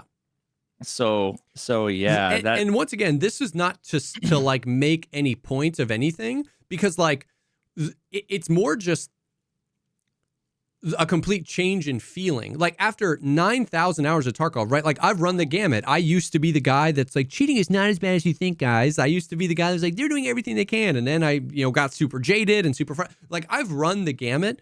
Well, basically all I'm saying is that like I don't even necessarily think, based on what I'm feeling, I don't even necessarily think there are more or less cheaters like this wipe versus other wipes. Like I have released that into the wild. Like I have no idea. You're just seeing a different pattern. That's confusing. After 9,000 hours, my intuition about everything is like the opposite of what you would assume. Like I would go out on a limb and say that like the top 10 players I've fought in the past 2 weeks that my instinct told me were legit, 7 of them had less than 500 hours.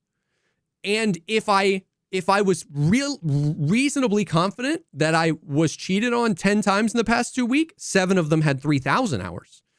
And all I'm saying is that it used to be the other way around. Like a year ago, most of the time I had a strong intuition I was cheated on. I would view the thing and it would be like, like 100 hours. Okay. And when I had a strong intuition, the guy was really good, I'd check and it would be like, 11,000 hours. Like a year ago, that intuition I had was mostly tracking. And this wipe, for some reason, we're just in the upside down.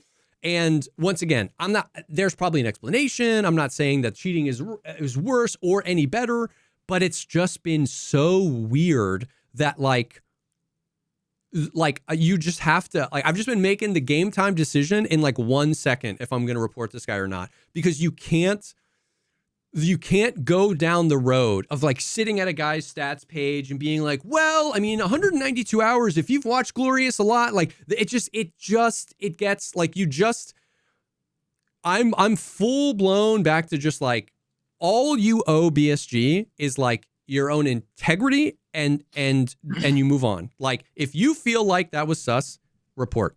You don't have to freaking Sherlock Holmes reverse engineer how many raids, how many hours, if that would average this many raids per hour, and then their kill, their KD. Like you don't owe them that.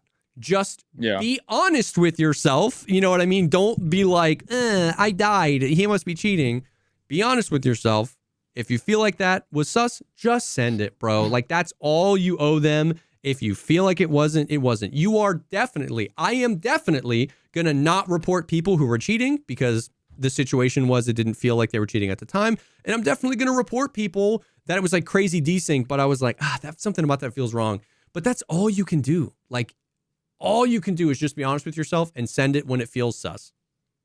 Because anything other than that is cancer to your brain to try and like reverse engineer or rationalize, like, and I've been succumbing to that cancer recently because I've been like, what the heck? 500 hours? How does like, and I've just been, dude, Jesse, you have to chill. Just like, as soon as you die, just make the decision and send it and stick with your gut, because there is only pain trying to reverse engineer it.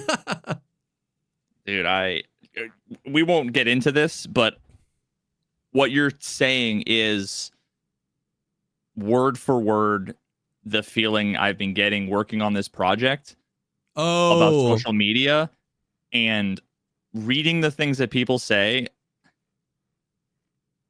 It's like there are times where I read a message and I'm like, this person's absolutely a bot, and then I look at their account and it's like the most realistic account ever with like a picture of them on like Christmas, and then the banner is like a different picture with like a slightly different haircut, same face, and like none of it looks fake, right? And it's like, oh, okay, they're just bad at spelling on this particular thing. Yep. And there are others where I'm like, sure, it's a human, and then I go look and I'm like, oh, they have 785,000 posts in 3 years, but they're a 75-year-old man, with 85,000 followers, who, with like no information about them, and all they do is retweet like shit.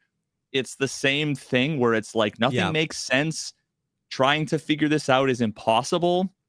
We're working with incomplete information that you can't verify. There's no way.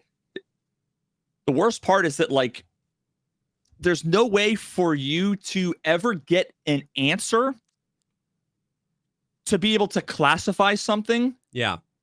You have a hunch and then a hunch about the data and the experience. Yes. And it's, does this hunch match this hunch? Whether or not A plus B equals C. Yes. Or like you just don't know. It could be that the stats are misleading you. It could be your experiences are misleading you. It could be both. And or it could be completely random. You don't know, because at the end of the day, you only have one data point that you know for sure, and it's that you aren't cheating. Yes.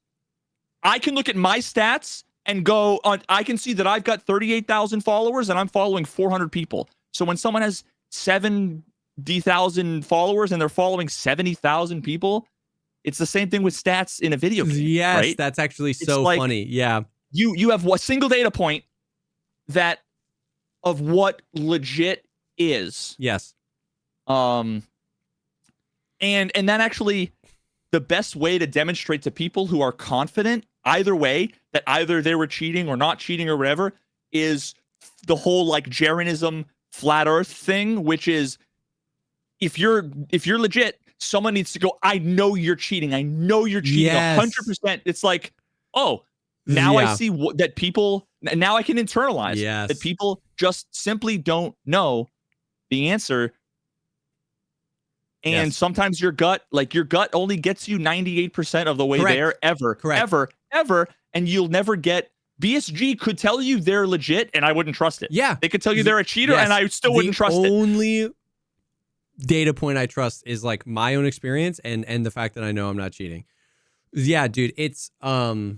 And it's funny. It's exactly like that. It's like looking at the stats of someone's Twitter, like, and trying to figure out if they're a bot or not. It's everything under the sun. There have been 75-year-olds that have tweeted 50,000 times that are real. There have been people that are like, so you can, and that's what I've been saying to chat a lot too. Is like almost any experience you see in game and almost any stat sheet you see can be explained both ways. Like somebody could be like, oh, well, he's just like a streamer on an alt account. He's insane. He's this. Just like somebody could be like, oh, that wasn't desync, man. Desync looks like that. That guy was cheating. He had walls. He saw you through.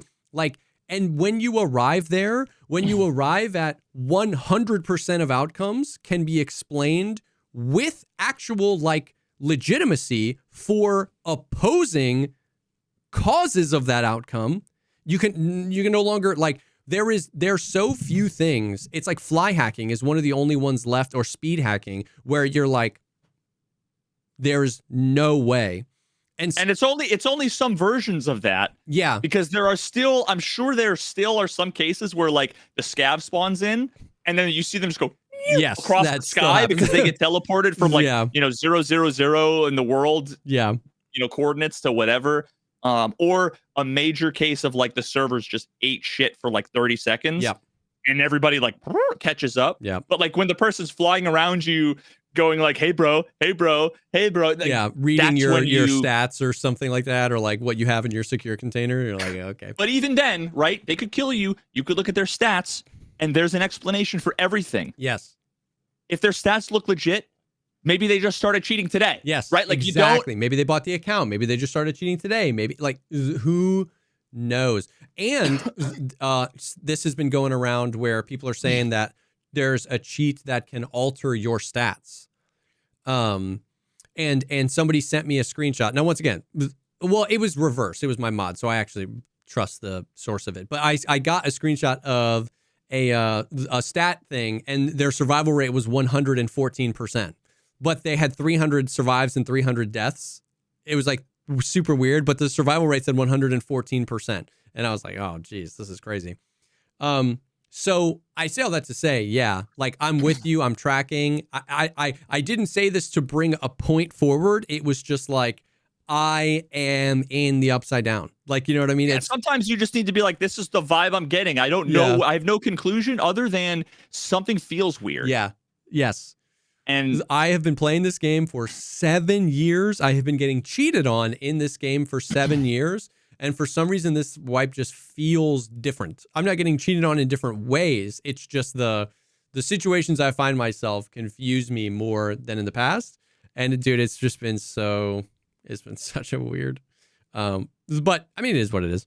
And the thing is that the stats is almost like a worse version of the kill cam. In some ways, it's better. In some other ways, Yeah. Because like, really quick, going back to the idea of judging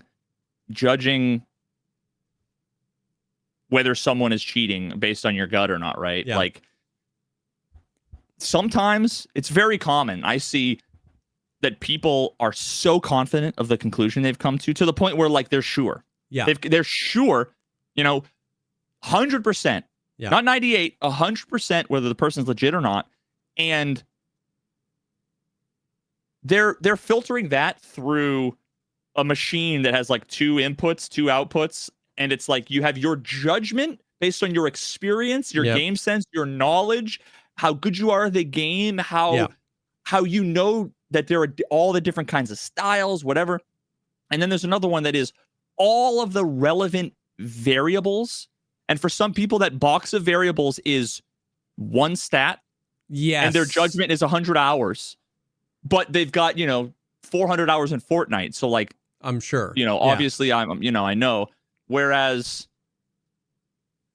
someone like you or I who have thousands and thousands of hours, and we're considering 50 variables and looking at like 10 stats, and we're only 98% sure. Yes. Being told by the people who, Yeah. So it's crazy, upside down world for sure. We were talking about this too. I want this so bad. Now this is coming off the cheater conversation, but this is unrelated, right? We're gonna close that conversation because I am gonna talk about like kill cams and replays, but I don't want it to seem like I'm talking about them because I think they will fix the cheating problem. This is just like separate thing we were talking about. I've been playing PUBG every once in a while with Ham and the boys, right?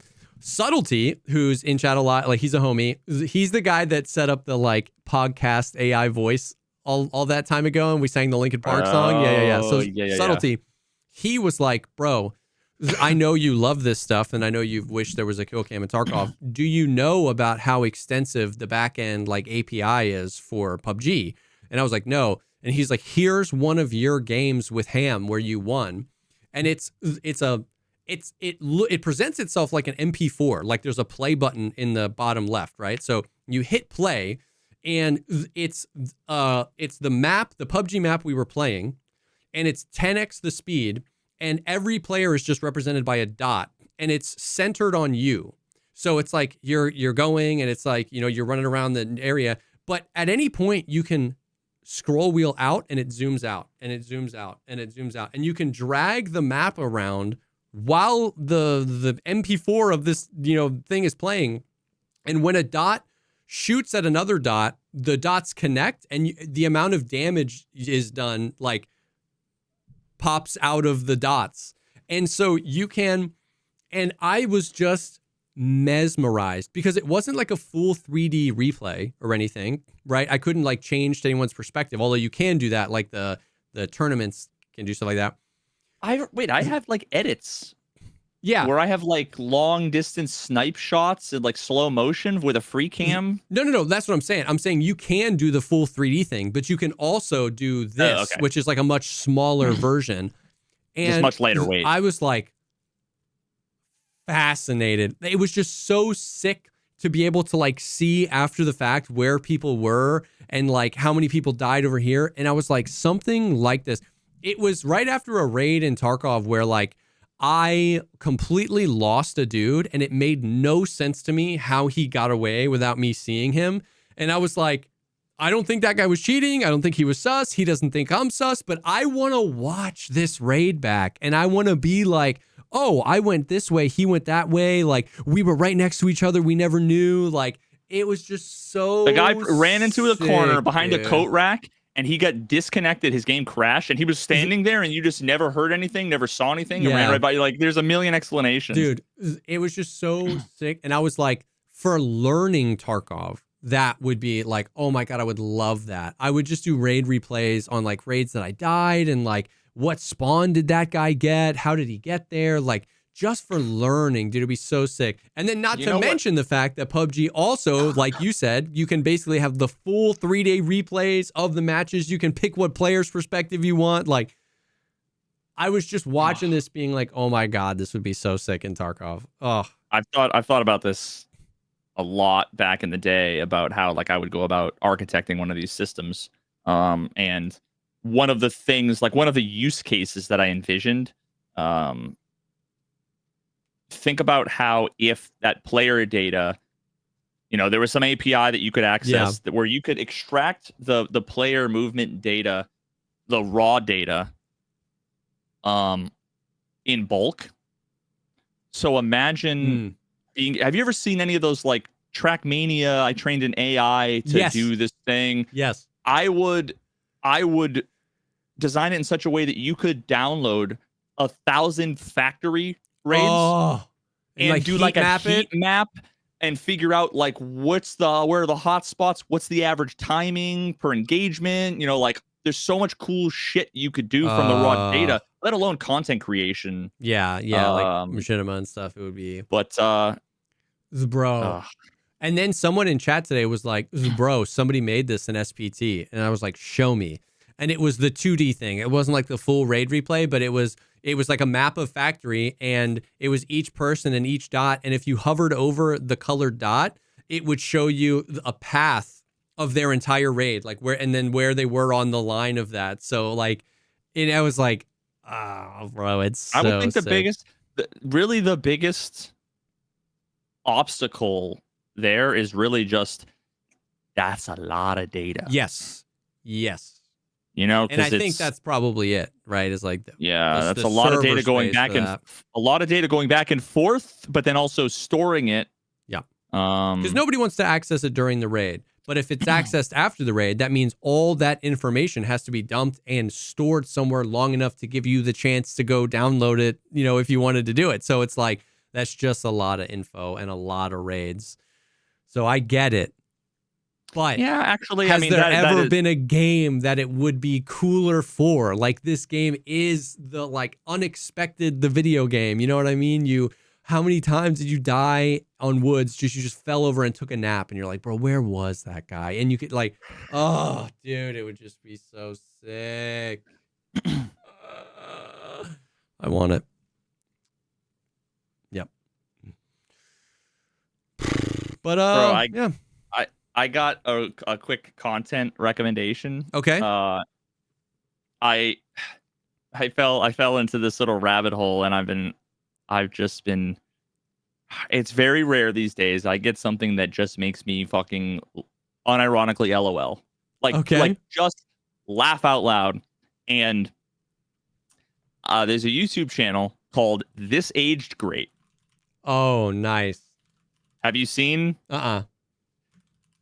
It's my understanding is that it's actually like a podcast. Okay. That I think they might like cut it down somewhat. Okay. And put it in video form. Yeah. Although like the earlier ones seem like they're a little bit more sliced. The later ones seem like they're more full. But basically, it's effectively there's one guy explaining the plot of movies from the 60s, 70s, 80s, 90s, and like explaining the plot of movies sometimes is like oh, it really is about like you know, a mentally handicapped guy getting hit on by a woman 20 years older than him. And you like when you explain it that way, you're like, Yeah. oh my God, like how fucking inappropriate. Yes. But and these guys are so fucking hilarious. I mean, honestly, the guy number 2 most of the time just like laughs in the background and asks a question every now and then. And the one guy goes I and need that. explains, dude, it's I mean, they cover all the classics like Porky's, and they do like Forrest Gump, Yeah. a bunch of old movies, a bunch of newer movies. But bro, you guys, if you want to laugh and you like, Yes. it definitely is. It definitely is. They make some like, I don't want to say edgy or like racy, but it's like, I don't know how to describe it. They're, yeah, I don't know. I think if you watch it, you'll know what I'm What's it called talking about. This Aged Great. This Aged Great. I will watch some of those. Yeah, check it out. It's so funny. Yeah, Never Been Kissed, Geely. So like they have newer movies. But yeah, like some of the movies too are like, I forget which one it was, but the whole thing is all about like the entire premise of the movie is like a bunch of nerds get revenge by being like sex terrorists.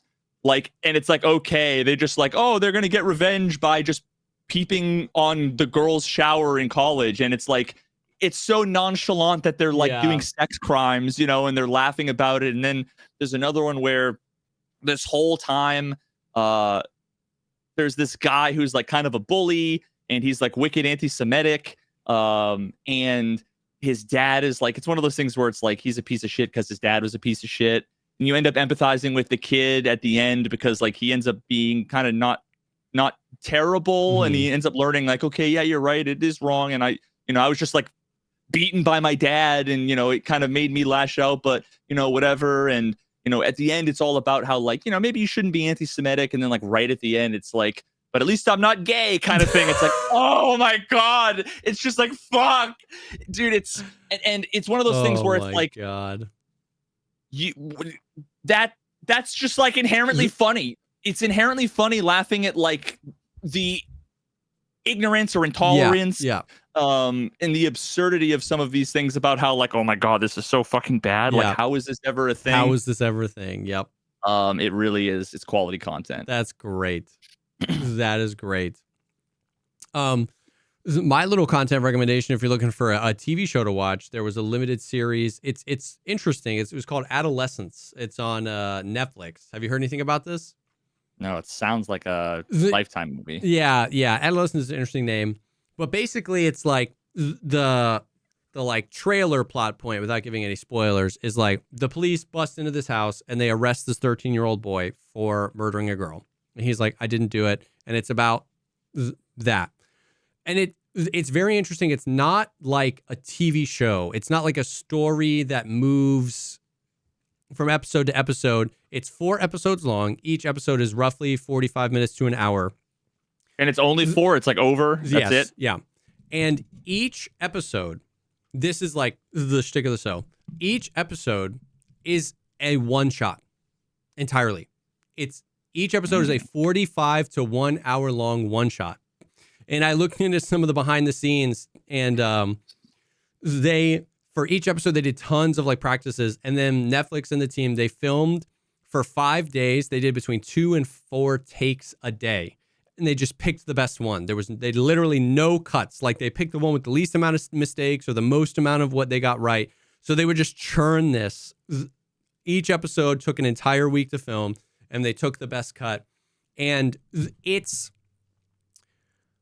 the cinematography is amazing. Like basically it doesn't feel like it's just doing it to be like sexy, like, oh, we did it in a oneer. It felt like the oneer came out of, instead of a TV show with like cuts and story moving, let's take a really tender, like rough situation, and let's pick 4 moments to just like live in. So like the first episode is they bust in, they take him, and it's just them booking him. They drive him to the police station, and they're like booking him, and he's like, I didn't do it, and he's freaking out, and they're like, we have to, like, the police officer are like, I'm not the one, I'm just here to book, like, and they are, and at the end he ends up confessing. They are just living in that moment, and the amount of times it will definitely like forcefully just like hang on a moment. Like you're thinking, you're like, this moment would never be in any other TV show, but that's the point. It doesn't feel like a TV show. It feels like you're just there. And so like each episode, it's really interesting. Like I'm definitely not like, oh my God, it's the best TV show I've ever watched, but it was like unique. And like some of the stuff they tried didn't really land or whatever, but it was very like, it was just very interesting and very unique. They were just like, it was just living in 4 really horrible, rough moments in a way that TV shows don't normally explore. It was a pretty interesting show. If you're bored, I would say it's definitely worth a watch. I don't think it's going to change your life, right? But it was, yeah. It was very interesting. That sounds really interesting. I'm gonna check that out. Yeah. What you described, just then with like the hanging on a moment there, like a little bit longer than you would expect. There are a couple moments. I don't know if you got a chance to watch the Jeffy It video on the Disco Elysium. Disco Elysium. I'm like halfway through. I'm like so 2.5 hours in. One of the things he mentions once, maybe twice, is how the game actually. What he ends up doing is like has like a subtitle over it, basically saying like, I could have cut this, but I'm deciding to leave it in full so that you can experience kind of the vibe. But there are things in the game where it's like there aren't really a ton of animations. There's no like, you know, not really like cutscenes or whatever, but you know, you go to open up the bridge and you hit the button and it's like, oh yeah, for fucking like 37 seconds, which is like agonizingly slow. But there's like just something to it being like a virtual digital like moment that can be really effective. Exactly. Yes. Affective with an E and with an A. Yes. And it's one of those things that is I could say the like ultimate pretentious thing where it's like it's so brave to do that, but like to some extent, there are times where if I'm editing a video, right, and I have like a fade to black, what feels right is to have like 5 seconds of silence. But it's like all I'm seeing is retention. You know, so exactly, and it's like, all right, cut it down to 3 seconds, and it loses the gravitas. Like, but that's what I'm saying. That's what the show is. Where like once again, it's in no way am I like, oh my God, this is the most masterful piece of cinema. But there were so many times that like you would just get a moment you don't get in other TV shows. Where like they would obviously cut here, so you get the explosive emotion, which is what we're used to seeing in TV shows. Like I didn't do it, or my son's innocent. But then you get the like hanging on the dad's face while the kid being taken away to be searched, and you get the minor emotion. There's the explosive, no way, but then you're like, in real life, you'd have to stand in that police station while they did all this. How would you feel then after you yelled and while you had to wait 15 minutes? That's like the people's backs. That's walking a different away emotion, from you and that's an emotion never put to film. So it's like it was just so fascinating to explore that intentionally and to do it cinematographically. That's not a word. Well, and like the shots are. So it was like it was so interesting. It's like I probably wouldn't watch it again. It's nowhere near my top 10, but it was just like refreshing to like because I'm emotion. That's all I want out of my TV shows. Like I want there to be stakes. I want the characters to feel real. I just want emotion. I just want to feel. So it was just refreshing to like, I never feel this when I'm watching a show. You know what I mean? Because it's not retention pilled. You know what I mean? It's not like cut. So I was like, very interesting. Yeah, what you described is really, it's an emotion that is one of the most powerful ones, like that I have experienced like in the recent history that I now realize is an emotion that is never portrayed, because it's something that's like so personally experiential that like what are you gonna have, like a narrator be like, and there he was, like thinking, right? Like otherwise to the people who aren't like, who lack empathy, it would just seem like you're sitting there silent. But like imagine